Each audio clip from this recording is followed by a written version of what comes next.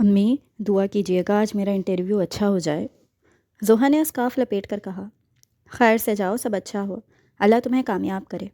امی نے اسے دعا دی تو زوہا ان کی دعائیں لیتی گھر سے نکل گئی۔ MBA کی ڈگری مکمل ہونے کے بعد یہ اس کا 5واں انٹرویو تھا۔ وہ پہلے 4 انٹرویوز میں کامیاب ہوئی تھی، لیکن جاب جوائن نہ کی وجہ اس کا سر کو ڈھانپنا تھا۔ وہ ہمیشہ باپردہ رہتی، اس کی ظاہری اپیئرنس کو وہ قبول نہیں کرتے تھے۔ ہر کمپنی یہ چاہتی تھی کہ وہ آج کل کے حساب سے فیشن کرے، لیکن اس نے معذرت کر لی تھی اور پھر جاب نہ ہو پاتی۔ آج بھی وہ پہلے دن جیسی امید لیے نکلی تھی، سر پر اسکارف، سائڈ میں دوپٹہ لیے، مکمل ٹراؤزر شرٹ میں وہ اپنے سوگوار حسن کو مکمل چھپائے ہوئے تھی۔ وہ گیلانی اینڈ سنس کی بڑی سی بلڈنگ کے سامنے رکشے سے اتری تو چوکیدار نے حیرت سے اسے دیکھا۔ یہاں ایسی لڑکیاں تو انٹرویو دینے نہیں آتی تھیں، یہاں تو بڑی ماڈرن سی لڑکیاں آتی تھیں اور گاڑیوں سے اترتی تھیں۔ پھر بھی اس نے آگے بڑھ کر زوہا کے لیے دروازہ کھول دیا۔ وہ پورے کانفیڈنس کے ساتھ ریسیپشن پر گئی اور انٹرویو روم کا پوچھا۔ اب وہ بہت ساری ماڈرن لڑکیوں میں بیٹھی انتظار کر رہی تھی، اور پھر سب سے پہلے اسے بلایا گیا۔ وہاں 5 لوگ بیٹھے تھے، سب نے اسے سوال کیے اور وہ جواب دیتی رہی۔ اس کا انٹرویو ہمیشہ کی طرح اچھا ہی ہوا، لیکن آج سب سے مختلف بات یہ ہوئی کہ اس سے کسی نے یہ نہیں پوچھا کیا آپ اس حلیے میں جاب پر آیا کریں گی۔ وہ پرسکون تھی اور اسی سکون کے ساتھ وہ اب واپس کر رہی تھی۔ وہاں موجود ہر شخص کی نظر اس لڑکی پر تھی جو یہاں کے ماحول میں ایک عجوبہ لگ رہی تھی۔ سر، یہ آج کے انٹرویوز کی ڈیٹیلز ہیں، ہمیں تو یہ لڑکی کیپیبل لگ رہی ہے۔ وقار صاحب نے ہاشم گردیزی کے آگے ایک فائل رکھی۔ تو پھر ہائر کریں انہیں، ہاشم نے سنجیدگی سے کہا۔ اوکے سر، ہم کل ہی انہیں کال کر دیں گے، لیکن ایک بات ڈسکس کرنی تھی، وقار صاحب نے کچھ جھجکتے ہوئے کہا۔ جی کہیں، ہاشم نے سگریٹ سلگائی۔ سر، یہ لڑکی ٹریڈیشنل اٹائر کیری کرتی ہیں اور میں نے ان سے اس پر کوئی بات بھی نہیں کی۔ ان کے ٹیلنٹ سے تو میں متاثر ہوا ہوں، لیکن وہ اس ماحول میں انفٹ رہیں گی۔ وقار نے واضح کیا۔ ہمیں کیا غرض وقار صاحب کسی کی ڈریسنگ سے، یہاں ٹیلنٹ کا سکہ چلتا ہے اور میں امید کروں گا آپ میرٹ پر ہائرنگ کریں گے۔ ہاشم نے جیسے بات ہی ختم کر دی۔ اوکے سر، تھینک یو، وقار نے کہا اور اٹھ کر باہر چلے گئے۔ ہاشم کا فون رنگ ہوا تو اس کے چہرے پر دھیمی سی مسکراہٹ رنگ گئی۔ کیسی ہو ہنی؟ بڑے نرم لہجے میں پوچھا گیا تھا۔ کیسی ہو سکتی ہوں آپ کے بغیر؟ میں سخت بور ہو رہی ہوں ہاشم، پتہ نہیں ممی مجھے یہاں کیوں لائی ہیں۔ صنم نے بیزاریت سے کہا۔ میں یہاں کون سا خوش ہوں، جلدی واپس آ جاؤ یار، پھر تمہاری برتھ ڈے بھی سیلیبریٹ کرنی ہے، تمہارے بغیر تو کلب جانے میں بھی مزہ نہیں آتا۔ ہاشم نے سگریٹ کا کش لیتے ہوئے کہا۔ اوہ سویٹ ہارٹ، میری ہارٹ بیٹ تو تیز مت کرو، صنم اٹھلائی۔ یہ افریقہ میری جان چھوڑے تو میں واپس آؤں نا، صنم نے بیزاریت سے کہا۔ وہ اپنی مما کے ساتھ کسی فلاحی کام کے لیے افریقہ گئی ہوئی تھی۔ پھر وہ دونوں ادھر ادھر کی باتیں کرنے لگے اور ہاشم نے تھوڑی دیر میں کال بند کر دی تھی۔ وہ دفتر کے باہر ایک پلے بوائے تھا، شہر کی ہر خوبصورت لڑکی اس کی دوست تھی، لیکن دفتر میں کبھی اس نے کسی کو بھی میلی آنکھ سے نہ دیکھا تھا۔ یہاں کا ہر امپلائی قابل عزت تھا اور آفس کی لڑکیوں کو وہ بہت عزت سے ڈیل کرتا تھا، کیونکہ انہی لوگوں کی محنت کی وجہ سے آج وہ اس مقام پر تھا۔ اسما، اس کی دوستی یا گرل فرینڈ کا لقب صنم کے پاس تھا، لیکن 4 دن پہلے اس کی مما اسے افریقہ لے گئی تھیں اور وہ دونوں ہی اپنی اپنی جگہ بیزاری کا شکار تھے۔ اس نے روبی کو کال کی جو پہلی بیل پر اٹھا لی گئی۔ آج شام کی پارٹی میں روبی اس کا اچھا ساتھ نبھا سکتی تھی۔ وہ دھیمے مسکراہٹ کے ساتھ روبی سے بات کرتا رہا، کیونکہ دفتر کا وقت ختم ہو گیا تھا اور دفتر اوقات میں اس کی پہلی پریورٹی کام ہی ہوتا تھا۔ ہاں، شام اس کی مختلف مشاغل میں گزرتی تھی۔ امی، میری جاب فائنل ہو گئی ہے، زوہا نے خوشی سے کہا اور امی کے گلے لگ گئی۔ خرم صاحب کی وفات کے بعد ان کی پینشن اور زوہا کی ٹیوشن فیس پر یہ گھر چل رہا تھا۔ اب اس کی اتنی بڑی کمپنی میں جاب ہونا دونوں کے لیے ہی خوشی کی بات تھی۔ اللہ تمہیں اور نوازے زوہا، بس اپنے اصول کبھی مت چھوڑنا، امی نے اسے نصیحت کی اور اس نے اس بات میں سر ہلایا۔ وہ آج تو بے وجہ ہی مسکرائے جا رہی تھی۔ کل کے لیے اپنا سوٹ پریس کیا اور پھر وہ کچن میں آ گئی۔ صبح کے کام سمیٹے تاکہ امی کو زیادہ کام نہ کرنا پڑے۔ امی، میں جا رہی ہوں، زوہا نے دوپٹہ درست کرتے ہوئے کہا اور پھر چادر اپنے گرد لپیٹی۔ وہ دفتر جانے کے لیے بالکل تیار تھی۔ خیر سے جاؤ بیٹا، امی نے کہا اور وہ گھر سے نکل گئی۔ بس اسٹینڈ پر آئی تو لوگوں نے اسے عجیب نظروں سے دیکھا۔ اسکارف، دوپٹہ اور پھر چادر، اتنا کور کیے کھڑی لڑکی آج کے دور میں لوگوں کو اسلام آباد میں عجوبہ لگی۔ وہ سب کو اگنور کرتی اپنی منزل کی طرف روانہ ہوئی اور بالا آخر وہ اپنے دفتر پہنچ گئی۔ آج پھر چوکیدار اسے دیکھ کر حیران ہوا، کیونکہ آج اس نے چادر بھی لی ہوئی تھی جو کندھوں پر تھی۔ سلام چچا، اس نے مسکرا کر سلام کیا، جس کا چوکیدار نے خوشی سے جواب دیا، کیونکہ آج تک وہی سلام کرتا تھا سب کو۔ وہ اندر آئی تو سب اسے حیرت سے دیکھنے لگے۔ ریسیپشن سے اپنے فلور کا پوچھ کر وہ آگے بڑھی اور اپنے فلور پر پہنچ کر اس نے مینیجر کو سلام کیا۔ وہ بھی اسے حیرت سے دیکھنے لگا۔ بیٹا، آپ یہاں سیف ہیں، کائنڈلی یہ چادر اتار کر کیبن میں بیٹھیے گا، وقار صاحب نے نرمی سے کہا، اور زوہا نے بغیر اختلاف کیا اس بات میں سر ہلا دیا۔ اس کا بھی یہی ارادہ تھا کہ وہ کیبن میں بغیر چادر کے بیٹھے گی۔ اس نے اپنا کام سنبھالا اور وہ کام میں لگ گئی۔ بریک ٹائم ہوا اور سب اٹھ کر چلے گئے، لیکن اس کے باس کے دفتر میں حاضری کے آرڈر تھے۔ وہ دروازے پر پہنچی، ناک کیا اور اجازت ملنے پر اندر داخل ہوئی۔ باس نے اس کی آمد پر سر اٹھایا اور ناگواری کی ایک لہر اس کے چہرے پر واضح ہوئی۔ یہ لڑکی کس حلیے میں دفتر آئی تھی؟ شلوار قمیض، آدھے چہرے کو چھپاتا اسکارف اور سائڈ میں بڑا سا دوپٹہ، کاسنی رنگ کے سوٹ میں وہ کوئی ماسی لگ رہی تھی۔ سر، یہ مس زوہا ہیں۔ She is very brilliant and talented. انہوں نے بڑے ایفیشینٹ وے میں ہمارے اکاؤنٹ سنبھالے ہیں۔ میں تو صبح سے ان کی کارکردگی دیکھ کر حیران ہو گیا ہوں۔ وقار صاحب نے مسکرا کر اس کی تعریف کی اور زوہا ہلکا سا مسکرائی۔ ہاشم گردیزی نے اسے بیٹھنے کا نہیں کہا۔ وہ بڑی الجھن کا شکار ہوا تھا، یک دم جیسے وہ بیزار ہو گیا ہو۔ ٹھیک ہے وقار صاحب، آپ مینج کر لیں سب کچھ، مجھے ذرا ایک کام ہے، میں تھوڑی دیر تک آ جاؤں گا، ہاشم نے کہا اور دفتر سے نکل گیا، ورنہ وہ ویلکم نوٹ تو اپنے امپلائیز کو خود ہی دیتا تھا۔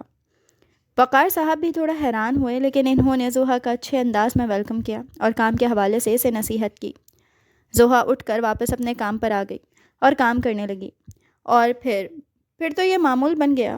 باس کسی نہ کسی کام کے لیے یا دفتر کے راؤنڈ پر سب سے ملتے، بات کرتے اور ڈسکس بھی کرتے، بس ایک بات نہ کرتے تو زوہا سے، اور زوہا بھی مطمئن تھی ان کے اس حرکت پر۔ اچھا ہے فضول کوئی بات ہی نہ ہو ان کے درمیان۔ دن گزرتے گئے اور آہستہ آہستہ دفتر کی ہر ڈپارٹمنٹ میں زوہا کی مقبولیت بڑھتی گئی، یہاں تک کہ باس بھی اس کے کام سے متاثر نظر آتے تھے۔ جہاں کچھ ماہ پہلے اکاؤنٹس مینج کرنا ایک مسئلہ بن گیا تھا، وہاں اب ایک لڑکی نے سب سنبھال لیا تھا۔ پارٹنرز کی پیمنٹس بھی وقت پر ہو رہی تھی، اور اگر کوئی پارٹنر پیسے کبھی غلطی سے زیادہ بھیج دیتا تو زوہا کریکشن نوٹ کے ساتھ ان کے دفتر واپس بھیج دیتی۔ اس طرح نہ صرف دفتر میں بلکہ دفتر سے باہر بھی اس کی مقبولیت بڑھتی جا رہی تھی۔ آج ہمدان گروپس نے پارٹی رکھی تھی اور ہاشم کو کہا تھا کہ وہ اپنے اکاؤنٹنٹ کو ضرور لائیں، کیونکہ غلطی سے زیادہ پیمنٹ ٹرانسفر کرنے کی وجہ سے ان کا کافی بڑا نقصان ہوا تھا۔ لیکن زوہا نے کوئی بے ایمانی نہ کی اور وقار صاحب سے ڈسکس کر کے ان کی رقم واپس کر دی گئی۔ اسی سلسلے میں ہاشم نے آج اسے اپنے آفس بلایا تھا۔ مس زوہا، آج شام آپ میرے ساتھ ہمدان گروپ کی پارٹی میں چلیں تو آپ پلیز تیار ہو جائیں، ہاشم نے لیپ ٹاپ میں مصروف ہوئے کہا۔ سوری سر، لیکن میں آپ کے ساتھ نہیں جا سکتی، زوہا نے صاف انکار کیا۔ وجہ؟ ہاشم نے سرد نگاہوں سے اسے دیکھتے ہوئے پوچھا۔ سر، میں رات دیر تک گھر سے باہر نہیں رہتی اور پارٹیز بھی اٹینڈ نہیں کرتی، زوہا نے سنجیدگی سے کہا۔ مس زوہا، آپ بے شک یہاں اپنی قابلیت کی وجہ سے کھڑی ہیں، لیکن دفتر کے کچھ اصول ہوتے ہیں جنہیں فالو کرنا بے حد ضروری ہوتا ہے۔ اگر آپ کو پارٹیز جانے سے اتنی ہی الرجی تھی تو آپ کو دفتر بھی جوائن نہیں کرنا چاہیے تھا، گھر میں رہتی، ہر برائی ڈے محفوظ۔ ہاشم کے تیکھے لہجے پر زوہا نے اسے دیکھا اور سر جھکا لیا۔ اب وہ کیا ہی کہہ سکتی تھی کہ یہ جاب اس کی ماں اور اس کے لیے کتنی ضروری تھی۔ وہ گھر کے اخراجات، ابا کی پینشن اور ٹیوشن میں پورے نہیں کر پا رہی تھی۔ میں ریڈی ہوں سر، جب جانا ہو بتا دیجیے گا، زوہا نے سر جھکائے کہا، اور ہاشم نے اس کے پیلے سوٹ کو دیکھا جو سلوٹ زدہ ہو رہا تھا۔ آپ ایسے جائیں گی؟ ہاشم نے پوچھا۔ جی سر، زوہا نے سختی سے جواب دیا۔ اب یہ کیا فضول بات کی تھی سر نے؟ ہاشم نے اسے جنے کا کہا اور خود فریش ہونے کے لیے چلا گیا۔ ابھی اتنا ٹائم نہیں تھا کہ وہ گھر جاتا اور پھر وہاں فریش ہوتا۔ نئے پینٹ کوٹ میں ہاشم تیار باہر آیا تو کئی نظروں کا مرکز بنا۔ سب لڑکیاں اسے ہی دیکھ رہی تھیں۔ اس نے زوہا کو آنے کا اشارہ کیا اور نیچے کی طرف بڑھا۔ زوہا اس کے ساتھ ہی پوری کور، اب تو چادر بھی لے لی تھی۔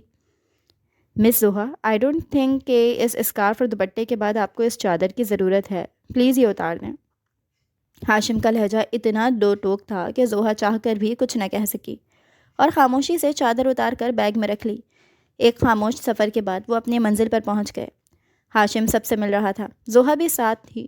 دونوں لوگوں نے زحا کی طرف ہاتھ بڑھایا جسے اس نے مدھم مسکراہٹ کے ساتھ ایوائڈ کیا۔ ہاشم نے نوٹس کیا وہ کسی سے ہاتھ نہیں ملا رہی تھی، نہ محفل میں موجود اور لڑکیوں کی طرح اونچے اونچے قہقہے لگا رہی تھی۔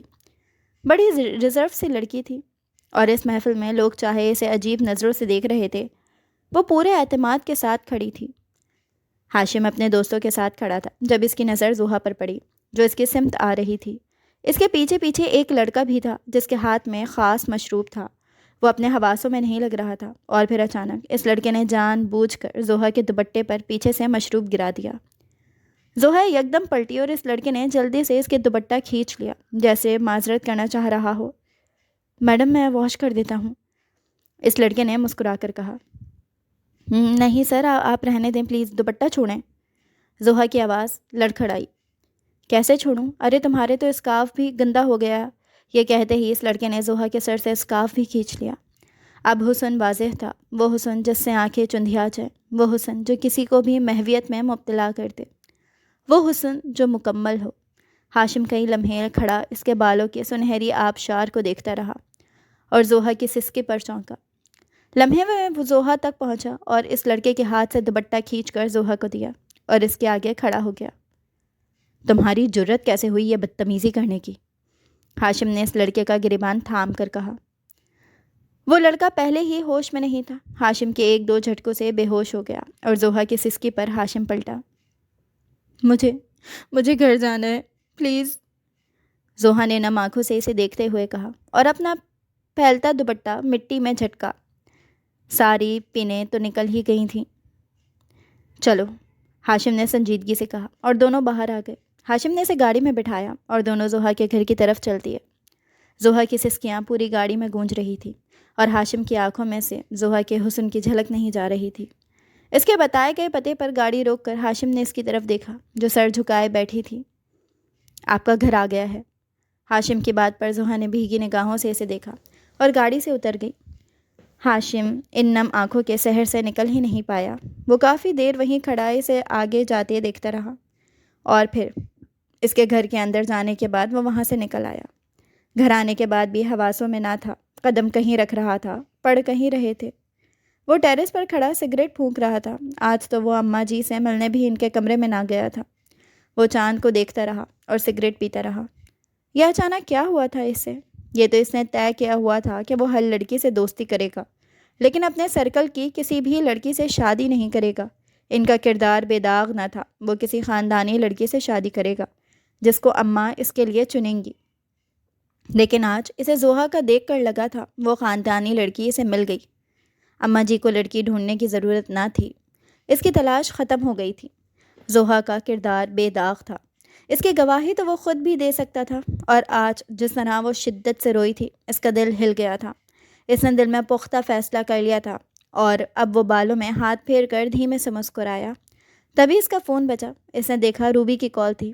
آج دل نہ تھا کسی سے بات کرنے کا، آج تو وہ کسی با پردہ لڑکی کے حسن میں جکڑا جا چکا تھا۔ وہ ابھی دفتر پہنچا تو سب سے پہلے نظر زحا کے کیبن کی طرف اٹھی۔ آج وہ غیر حاضر تھی، ایسا پہلی بار ہوا تھا۔ وہ سرد سانس کھینچ کر اپنے دفتر کی طرف بڑھ گیا اور کام میں مصروف ہو گیا۔ اسے لگا تھا وہ کچھ دیر تک دفتر آ جائے گی، لیکن وہ نہ آئی تو اس نے وقار صاحب کو بلایا اور زحا کے متعلق پوچھا۔ سر، ان کی طبیعت ٹھیک نہیں ہے، انہیں بخار ہے، انہوں نے 3 دن کی چھٹی کے لیے اپلائی کیا ہے، آپ کہیں تو میں اپروو کر دوں؟ وقار کی بات پر اس نے اس بات میں سر ہلایا اور وہ باہر چلے گئے۔ تو اتنی نازک ہیں آپ جناب؟ ہاں، ہونا بھی بنتا ہے، اتنی باپردہ لڑکی پر وار ہوا ہے۔ خیر، اس لڑکے کو چھوڑوں گا تو نہیں میں، یہ تم سے وعدہ ہے میرا۔ اس نے تم پر نہیں میری عزت پر ہاتھ ڈالا ہے۔ ہاشم نے سنجیدگی سے سوچا اور اپنا سامان سمیٹا۔ دل نے بے ارادہ خواہش ظاہر کی تھی کہ اس کی طبیعت پوچھی جائے۔ ابھی وہ دفتر سے نکلتا کہ ہمدان کی کال آ گئی۔ سلام دعا کے بعد اس نے کل کے واقعے کی معذرت کی، اور جو اگلی بات اس نے کی اس نے ہاشم گردیزی کا دل جلا دیا۔ اس نے بغیر جواب دیے کال بند کر دی۔ ہمدان نے اس سے زحا کے گھر کا ایڈریس بھیجا تھا۔ وہ زحا سے شادی کرنا چاہتا تھا۔ یار، ایسی باپردہ لڑکی کہاں ملتی ہے ہمارے سرکل میں، اور اوپر سے حسن کی دولت سے مالا مال۔ ایسی لڑکیاں ہی گھر کی عزت بنائی جاتی ہیں۔ وہ اور بھی کچھ کہہ رہا تھا جب ہاشم نے فون بند کر دی۔ تیز ڈرائیو کر رہا تھا۔ وہ اس وقت نہ جانے کیوں غصہ عروج پر تھا، دل کر رہا تھا سب کچھ جلا دے۔ وہ اس کی گلی کے باہر پہنچ اور گاڑی پارک کی، کیونکہ آگے کا راستہ پیدل چلنے کا تھا۔ اس نے زوہا کے گھر کا دروازہ بجایا تو ایک عمر رسیدہ خاتون ہانپتی ہوئی آئیں۔ کون ہے؟ انہوں نے پوچھا تو اس سوال کیا اس کے پاس کوئی جواب نہ تھا۔ اماں جی، میں زوہا کے دفتر سے آیا ہوں۔ ہاشم کی بات پر اماں نے دروازہ کھولا، لیکن چہرے کے تاثرات ان کے اچھے نہ تھے۔ شاید انہیں یہ بات اچھی نہ لگی تھی کہ کوئی لڑکا ان کی بیٹی سے ملنے آیا ہے۔ وہ اسے لیے ڈرائنگ روم میں آ گئیں۔ صاف ستھرا مگر چھوٹا سا گھر۔ وہ بیٹھ گیا تو اماں نے پوچھا، خیر سے آئے ہیں بیٹا آپ؟ اماں کے سوال پر ہاشم ایک دم گھبرا تو گیا تھا کہ اب کیا کہے۔ وہ تو بغیر سوچے سمجھے آ گیا تھا کہ طبیعت پوچھ لے، لیکن اگر وہ یہ بات امی کے آگے کہتا تو انہیں شدید برا لگتا۔ ہمدان کی بات اسے بہت بری لگی تھی، بس جذباتی ہو کر وہ یہاں موجود تھا۔ وہ مزید اپنے کہے ہوئے لفظوں پر حیران ہوا۔ آج تو بہت کچھ عجیب ہو رہا تھا۔ آنٹی، میں زوہا سے شادی کرنا چاہتا ہوں۔ اس کی بات پر امی نے اسے جن نظروں سے دیکھا تھا، پہلی بار وہ شرمندہ ہوا۔ میری مطلب میں پوچھنے آیا ہوں، میں اپنی امی کو بھیج دوں رشتہ دے کر؟ ہاشم نے بے ترتیب ہو کر کہا۔ یہ کیا بات کر رہے ہیں آپ؟ کیا زوہا کو پتہ ہے اس سب کا؟ اماں نے غصے سے پوچھا۔ نہیں آنٹی، ایسا کچھ نہیں ہے۔ شاید میں پاگل ہو گیا ہوں۔ آخری بات وہ دھیرے سے بڑبڑایا۔ سنیں آنٹی، وہ سنبھلا، میں زوہا کا باس ہوں۔ میں زوہا جیسے خاندانی لڑکی سے شادی کرنا چاہتا ہوں۔ آپ کی اجازت لینے آیا ہوں کہ کیا میں شام میں اپنی امی کو لے آؤں؟ اور پلیز زوہا کو غلط مت سمجھیں، اسے تو کچھ پتہ بھی نہیں ہے۔ ہاشم کی بات پر اماں نے اسے غور سے دیکھا اور وہ مزید گھبرا گیا۔ آج سے پہلے تو ہاشم پر بوکھلاہٹیں نہیں اتری تھی۔ شام میں اپنی اماں کو ہی لے آؤ، میں انہی سے بات کروں گی، اماں نے کہا، اور اسے لگا وہ اسے جانے کا کہہ رہی ہیں، لیکن یہ بھی اچھا تھا کہ اس سے اماں کو لانے کی اجازت مل گئی ہو۔ وہ سیدھا گھر گیا اور اماں کو بتایا، اماں میں شادی کرنا چاہتا ہوں۔ اماں تو نہال ہی ہو گئی تھیں، کتنے عرصے سے اسے کہہ رہی تھیں کہ وہ شادی کر لے۔ اماں شام میں ڈھیروں مٹھائی اور پھولوں کے ساتھ وقت زوہا کے گھر کے آنگن میں بیٹھی تھیں۔ ساتھ ہاشم بھی سر جھکائے بیٹھا تھا۔ بہن جی، یہ بات بڑوں کے درمیان ہونی چاہیے۔ مجھے اس طرح ہاشم بچے کا بات کرنا اچھا نہیں لگا۔ ایسے تو میری بیٹی کے کردار پر 100 سوال اٹھیں گے۔ اماں نے اپنا مدعا رکھا تو اماں جی مسکرائیں۔ تمہاری ہر بات ٹھیک ہے بہن، میرے بیٹے کو رسم و رواجوں کا بالکل نہیں پتہ، بس جھلا ہے، ایسے منہ اٹھا کر آ گیا، لیکن میرا وعدہ ہے آئندہ ایسا نہیں ہوگا۔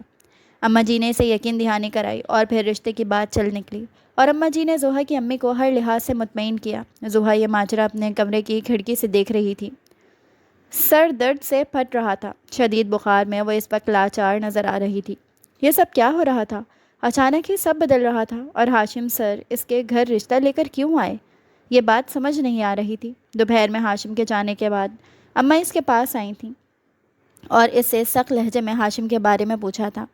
اس نے رو رو کر قسمیں کھائی تھیں کہ اس کے تو فرشتوں کو بھی خبر نہیں ہاشم یہاں کیا کرنے آیا ہے۔ اب اس کی اماں جی کی باتیں اور امی کی باتیں اس کے سر کو مزید چکرا رہی تھیں۔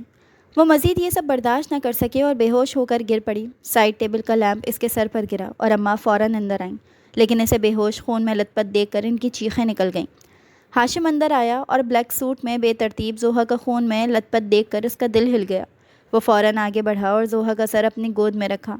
اماں نے بھی کچھ نہ کہا، جبکہ زوہا کی امی سے جب ہاشم کی نظر ملی تو وہ ایک دم شرمندہ ہوتا تھا، تبھی ان کی آواز پر رک گیا، بیٹا اسے ہسپتال لے چلو پلیز۔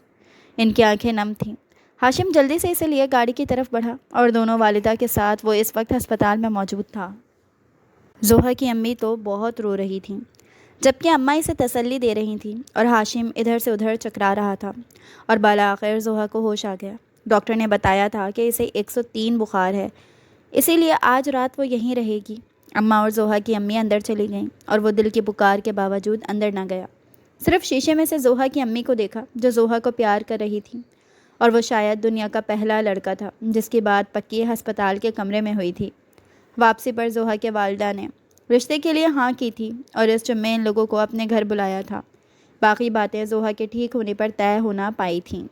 اماں زوہا کو پیار کر کے اس کے پاس آئی تھیں، جو آج رات یہیں رکنے کا ارادہ رکھتا تھا۔ نہیں بیٹا، ایسا نہیں کرو، شاید تمہاری آنٹی کو اچھا نہ لگے۔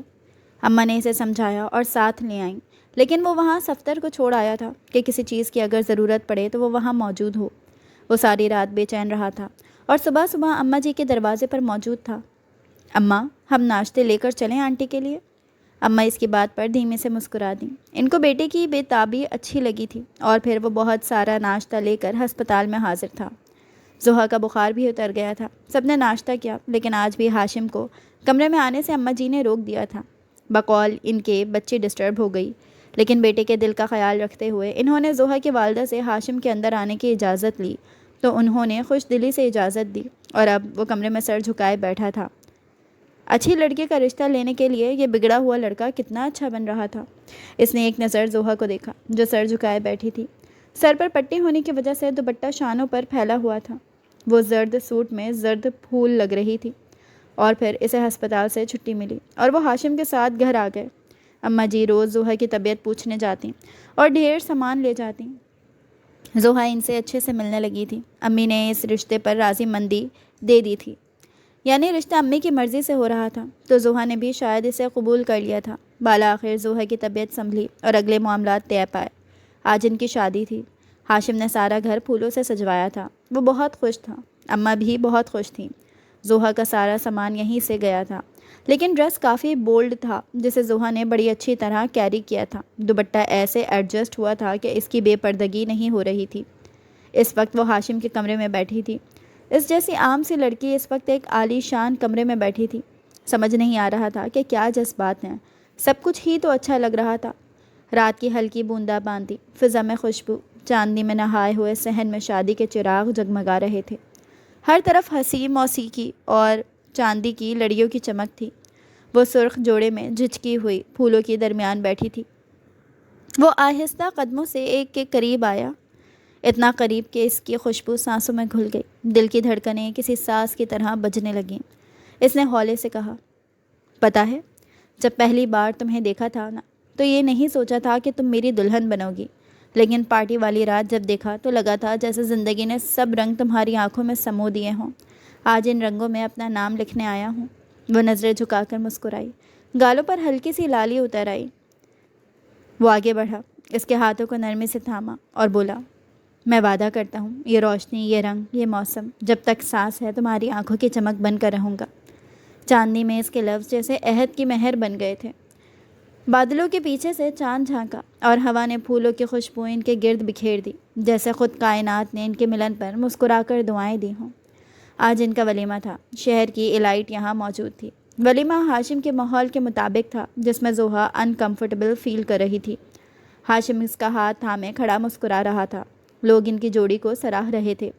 وہ دونوں ساتھ لگ ہی اتنے حسین رہے تھے جیسے ایک دوسرے کے لیے ہی بنے ہوں۔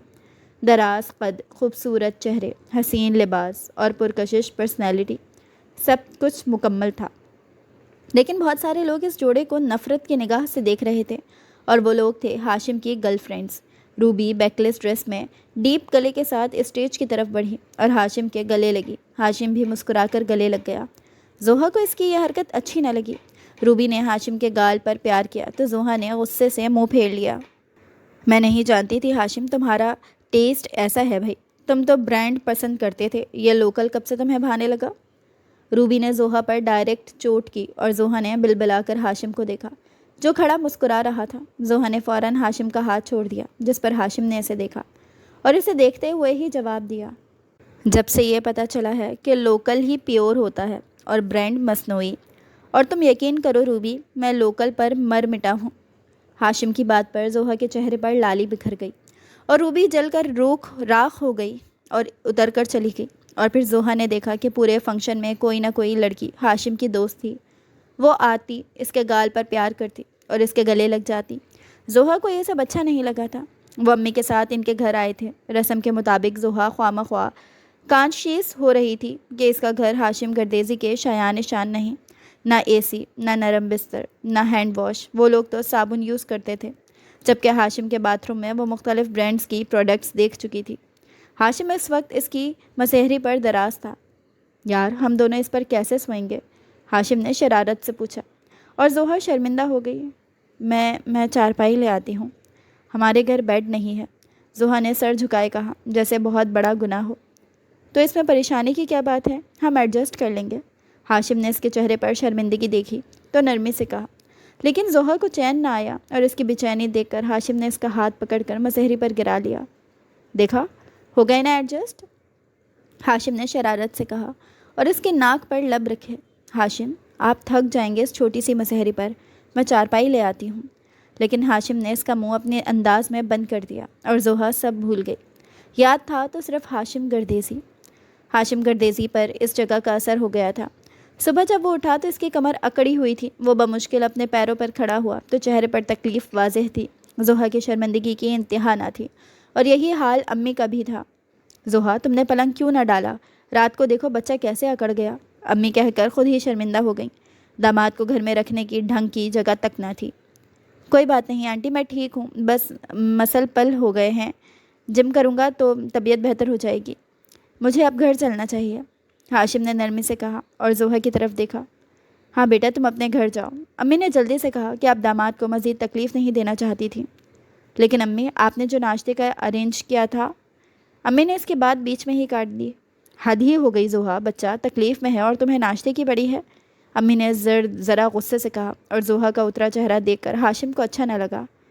آنٹی، ہم ناشتہ کر کے جائیں گے، ہاشم نے کہا تو امی انکار نہ کر سکیں، اور یہ تو ہاشم ہی جانتا تھا کہ کس طرح اس نے اس چارپائی پر بیٹھ کر ناشتہ کیا۔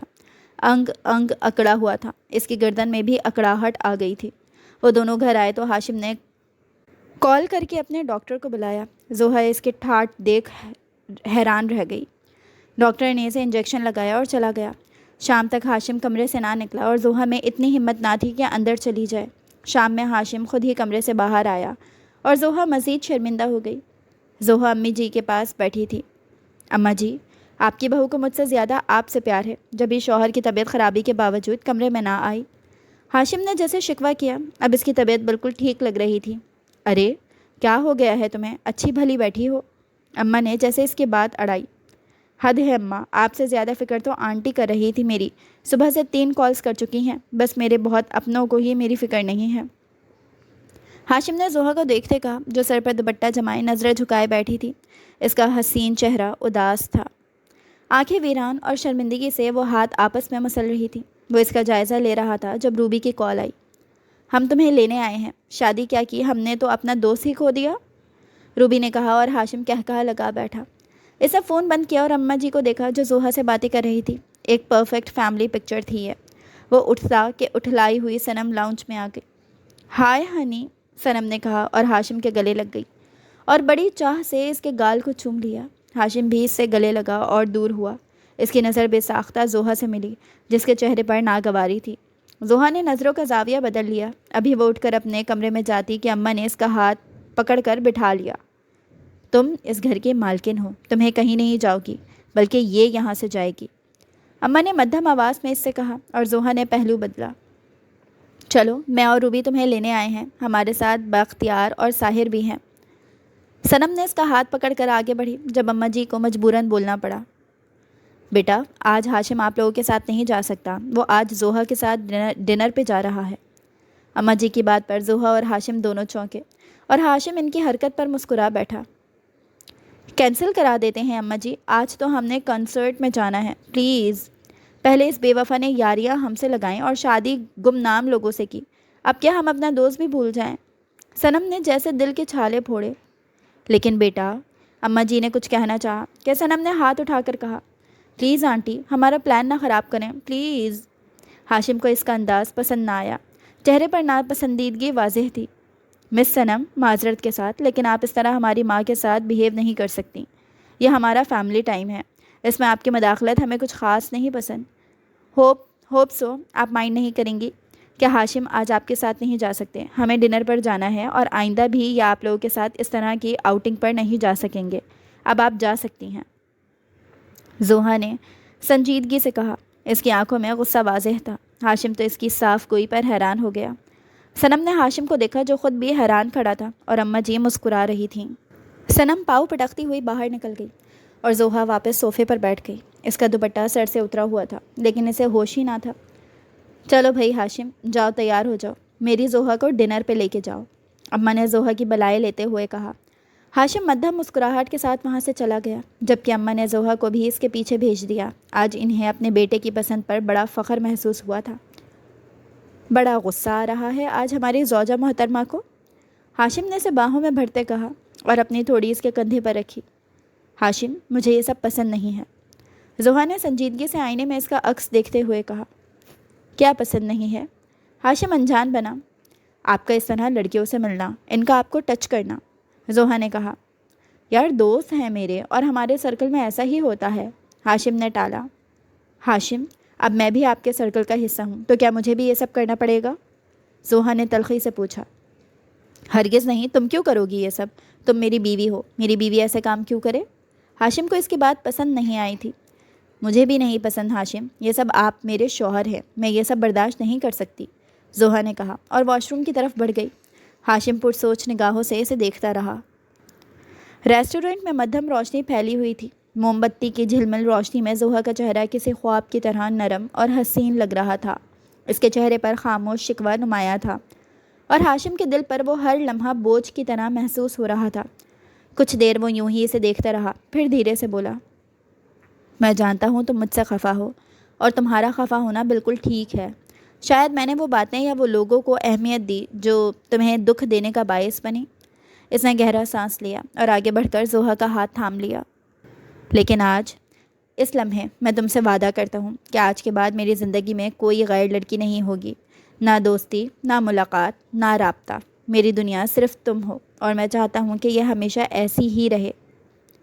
زوہا نے خاموشی سے اس کی طرف دیکھا۔ آنکھوں میں شکوے کے ساتھ ہلکی سی نمی بھی تھی، لیکن اس کے چہرے پر مسکراہٹ بھی تھی اور اس مسکراہٹ میں گہرائی تھی۔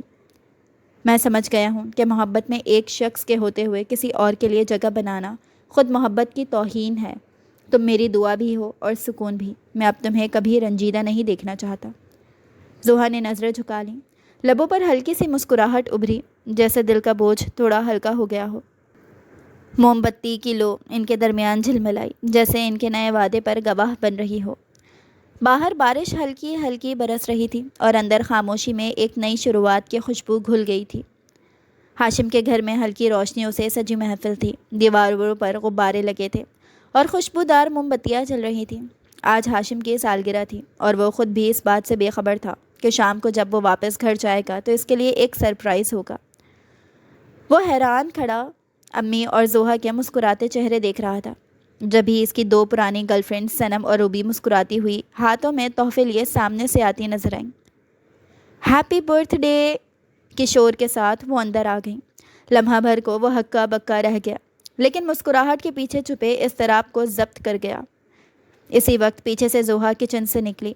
اس کے ہاتھ میں کیک تھا جو وہ خود بنا کے لائی تھی۔ جیسے ہی اس نے منظر دیکھا، اس کے قدم ٹھٹک گئے۔ چہرے کی مسکراہٹ آہستہ آہستہ ماند پڑ گئی۔ اس کی آنکھوں میں ایک دھیمی چبھن تھی، جیسے دل نے خاموشی سے کچھ ٹوٹنے کی آواز سنی ہو۔ ہاشم نے گھبرا کر کہا، یہ بس اچانک آ گئیں، میں نے نہیں بلایا، مگر زوہا نے کوئی جواب نہیں دیا۔ اس نے کیک میز پر رکھا اور ایک مصنوعی مسکراہٹ کے ساتھ بولی، واہ، آپ کی تو قسمت بھی آپ جیسی مشہور ہے، ہر سالگرہ پر پرانے باپ واپس آ جاتے ہیں۔ محفل کا شور مدھم ہونے لگا، جیسے کمرے کی فضا بھی اس خاموشی کو محسوس کر رہی ہو۔ ہاشم آگے بڑھا، نرمی سے بولا، مجھے بس تمہاری پرواہ ہے، ان سب کی نہیں۔ تم ناراض مت ہو، میں خود انہیں جانے کا کے لیے کہہ دوں گا۔ زوہا نے نظریں جھکا لیں، آہستہ سے کہا، بات جاننے یا نہ جاننے کی نہیں ہے، بات احساس کی ہے۔ آپ کی سالگرہ آپ کی تھی، مگر دکھ میرا ہو گیا۔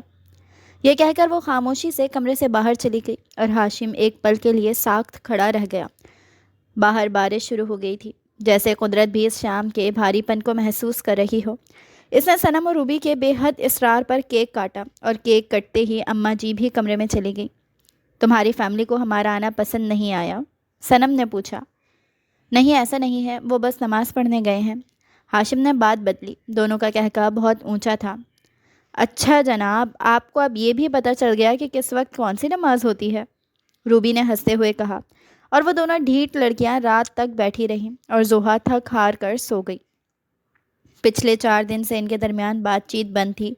وجہ ہاشم کی سالگرہ کی شام تھی۔ ہاشم اس کو سمجھانا چاہتا تھا کہ وہ یہ سب اتنی جلدی نہیں چھوڑ سکتا، وقت لگے گا لوگوں سے دور ہونے میں۔ اب وہ گھر آئے مہمان جو گھر سے تھوڑی نکال سکتا ہے، لیکن زوہا کسی طور ماننے کے لیے تیار نہ تھی۔ آج شام بھی زوہا پر اداسیاں لے کر اتری تھی۔ وہ ہاشم سے محبت کرتی تھی، اس کا شوہر تھا، اس کا حق تھا، لیکن ہاشم نہ جانے کتنے لوگوں کی محبت میں تھا۔ یہ بات زوہا کو ہضم نہیں ہوتی تھی۔ وہ اب بھی ٹھنڈ میں کھڑی تھی، ٹیرس کی گرل پر ہاتھ جمائے ہوئے تھے اور اس کے کافی بھی رکھے رکھے ٹھنڈی ہو گئی تھی۔ ٹیرس پر چاندنی پھیلی ہوئی تھی، ہوا میں ہلکی سی خنکی تھی۔ رات کے سناٹے میں شہر کی آوازیں جیسے بہت دور رہ گئی تھیں۔ زوہا آسمان کو دیکھ رہی تھی، دل میں اداسی اور آنکھوں میں نمی تھی۔ وہ سارا دن چپ رہی تھی، کسی سے بات نہیں کی۔ اس کے ذہن میں وہی بات گھوم رہی تھی، وہ لڑکیاں، وہ مسکراہٹ، وہ تصویریں جس نے سب کچھ الجھا دیا تھا۔ پیچھے سے قدموں کی چاپ آئی، وہ مڑی نہیں، بس تھوڑا سا سنبھل کر کھڑی ہو گئی۔ ہاشم آہستہ آہستہ اس کی طرف بڑھا، ہاتھ میں گلابوں کا گلدستہ تھا۔ چاندنی میں اس کے چہرے پر نرمی اور احساس جھلک رہا تھا۔ وہ چند قدم دور رکا، پھر دھیرے سے بولا، تم اب بھی مجھ سے خفا ہو؟ زوہا نے چپ چاپ نظریں جھکائے رکھی۔ وہ قریب آیا، آہستہ سے کہا، یہ پھول تمہارے لیے ہیں۔ جانتا ہوں شاید تمہیں ابھی ان کی خوشبو بھی اچھی نہ لگے، لیکن میرا دل چاہتا تھا کہ تم تک میری سچائی کسی نرم طریقے سے پہنچے۔ زوہا نے ایک گہرا سانس لیا۔ میں نے خود دیکھا تھا آپ کو ان لڑکیوں کے ساتھ۔ اب اگر آپ کہیں کہ وہ سب غلط فہمی تھی تو میں کیسے مان لوں؟ ہاشم نے گلدستہ ایک طرف رکھا، اس کے قریب آیا اور نرمی سے بولا، وہ لڑکیاں میری دوستیں ہیں۔ اس دن وہ مجھے سرپرائز دینے آئی تھیں، کیونکہ ہر سال ہم ایک دوسرے کی ایسی ہی سالگرہ مناتے تھے۔ میں تمہیں بتانا چاہتا تھا، لیکن تم پہلے ہی ناراض ہو گئیں۔ تمہیں شاید یقین نہ ہو، مگر میری دنیا میں تمہارے سوا کوئی نہیں۔ اگر کوئی چہرہ ہے جو میرے دن کو خوبصورت بناتا ہے تو وہ صرف تمہارا ہے۔ زوہا خاموش رہی، مگر اس کے ہونٹوں پر ہلکی لرزش تھی۔